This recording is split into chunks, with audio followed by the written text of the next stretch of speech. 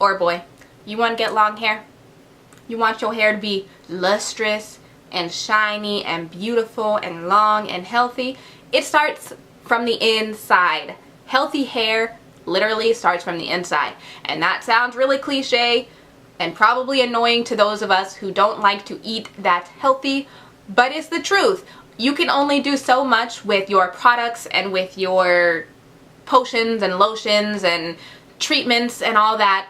But if you're not eating healthy and starting from the inside, then you're only going to go so far. Your hair is only going to grow so long. And we want to have healthy hair in order to promote long hair. So I think that's really important to touch on, is if you're not maintaining healthy hair, your hair is going to stop growing at some point. It's just going to keep breaking off, it's going to keep falling out, it's going to keep shedding. And so what you put in your body is really going to promote healthy hair. So that is why today I'm talking about all the foods that you need to eat to have healthy hair and thus long hair. So these are the foods that will really help you to grow long hair.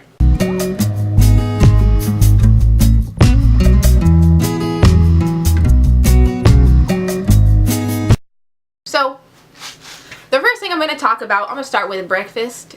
Breakfast is the most important meal of the day, and I hate breakfast. I am not a breakfast person. My stomach feels like weird in the morning, and I don't feel like eating very much. I would rather just wait until lunchtime and then eat like normal lunch food, like savory foods. But I have gotten into the habit of trying to eat a really nice balanced breakfast because it's important for me, the health of my body, and for the health of my hair. So I like to start usually with oatmeal or toast. Either way, you can include some hair healthy foods in either the oatmeal or the toast. I'm going to talk about the oatmeal today because oatmeal, you guys, is full of iron, fiber, omega-3 fatty acids, and all of those things you need for hair growth. Obviously, iron and blood have a little connection. So that's because iron really contributes to blood flow and nutrient-rich blood supply. So if you are anemic, you might have noticed that your hair is thin, falling out, breaking off. That's because lacking in iron, and your hair is not getting the iron it needs, and so it's not as strong as it needs to be. Having a really nutrient-rich blood supply is going to feed the root and the follicle of your hair, and obviously hair grows from the root. So if you're starting with a really healthy root, you're going to get really healthy hair. So that's why oatmeal is good for you. Now, to my oatmeal, I like to add a couple things. Cinnamon, walnuts, almonds. Of course, there are a lot of other things you can add. Chia seeds. I add those things specifically for the purpose of this video. I'm talking about those things in terms of like health, hair health. Cinnamon stimulates blood flow, circulation. So obviously we talked about blood flow and what that has to do for your hair and your hair follicles.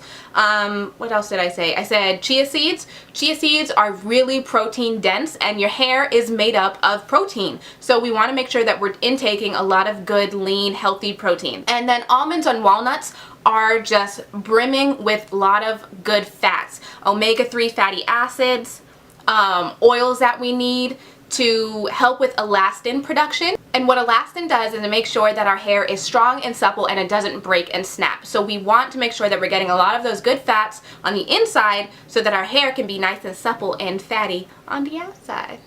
Now for lunch, we can talk about a lot of people eat salads for lunch. So if you're gonna have a salad for lunch, why not make it a hair healthy salad? So I like to have spinach, avocado, shrimp.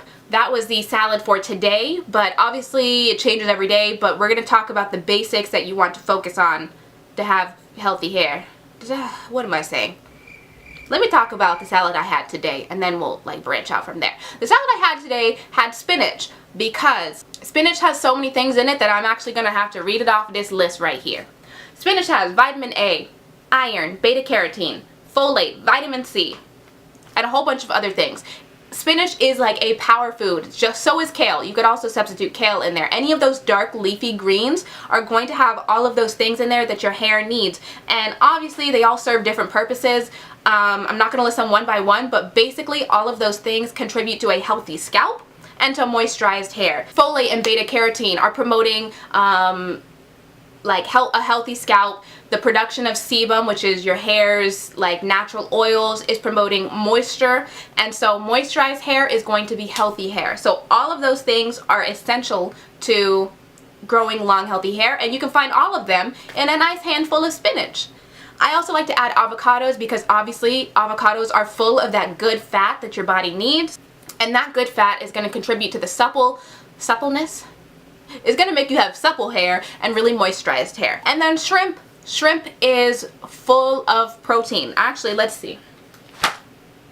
You can get 24 grams of protein in just 100 grams of shrimp.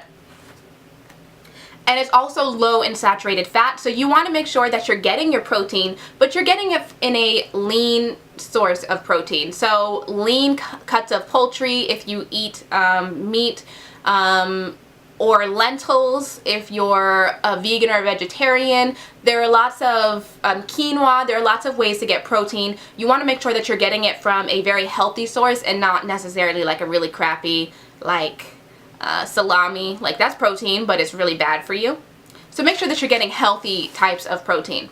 And then as an aside, I want to mention a couple other things that are really great for hair growth. Sweet potato, full of beta carotene. A lot of those orange foods, pumpkin, sweet potato, are full of beta carotene, which again stimulates the production of sebum on your scalp, and that's going to make sure that your hair stays moisturized and healthy and all that stuff. Halibut and fish, other healthy cuts of fish, those are really full of omega-3 fatty acids, which your hair needs.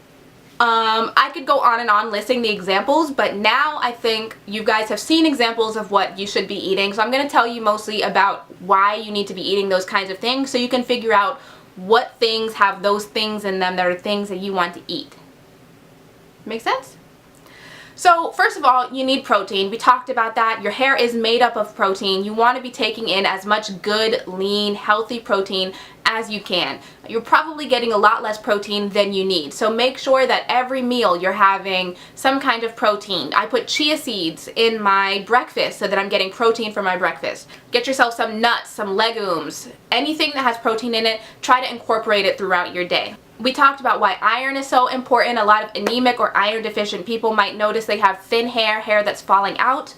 So make sure that you're getting foods rich in iron. Think green, leafy greens. Obviously, you know where you can get vitamin C from, all your oranges and all that stuff. Vitamin C it helps in the absorption of iron. So if you're eating something that's really full of iron, go ahead and throw in some vitamin C, like an orange or something, to help in the absorption of that and get even more benefits from it. Omega-3 fatty acids, obviously those help the cells in your scalp and they help your hair to stay moisturized. That can be found in like fish. It's also in the chia seeds that we talked about earlier. Think about good fats, avocados, all of those good fats. You want to make sure that you're getting enough of them so that your hair can stay nice and moisturized. Vitamin A is vital for making, what's that called? Sebum, which I mentioned before is your hair's natural oils, and we need that to keep our hair moisturized and healthy. So make sure you're taking in enough vitamin A, as well as vitamin E, which helps to fight against, protect against, and even repair a lot of the damage that our follicles might undergo. So when you go outside every day, your skin is not the only part of you that's susceptible to sun damage. Your hair, especially if you are like me, you live in a very hot, sunny place like Florida where the sun is constantly beating down on you, your hair can get very dry and damaged from the sun. So you want to make sure that you're including a lot of vitamin E in your diet and in your hair treatments to make sure that you can help repair some of that damage. And then of course we all know about biotin. They make biotin supplements, but you can get it from your food. You can get it from eggs. You can get it from whole grains. There are lots of foods out there that are rich in biotin that are going to help you grow stronger hair. And last but certainly not least, why, son? Why are you doing this to me? Last but certainly not least is water. I know I am preaching to the choir. I'm sure y'all are drinking water, but drink a little bit more. Water is so essential, not only for the health of your body, but for the health of your hair. If you haven't noticed, the health of your body is very much linked to the health of your hair. So drink your water. Drink, drink, drink, drink, drink. I know it's going to make you have to go tinkle a lot more than you would like, and it's kind of inconvenient, but you'll notice that the more water you drink, the more you actually crave water and need water, because your body is like, oh my gosh, like where was this my whole entire life? I was only drinking a cup a day, like what? And your body will really thank you for it. So make sure you're drinking enough water to stay moisturized, to help you grow healthy hair. And girl, your hair gonna be long and beautiful and healthy, okay? So I hope you enjoyed these tips on what foods to eat to promote healthy hair growth. If you have any questions, leave them down below in the comment box. And don't forget to give this video a huge thumbs up if you enjoyed it. And don't forget to subscribe, because I recently hit 1K, and that is so exciting. And I appreciate every single one of you guys, and I hope that our family can just continue to grow so we can share our tips and tricks amongst ourselves, and that would be really fun. So I will see you next time, guys. Bye!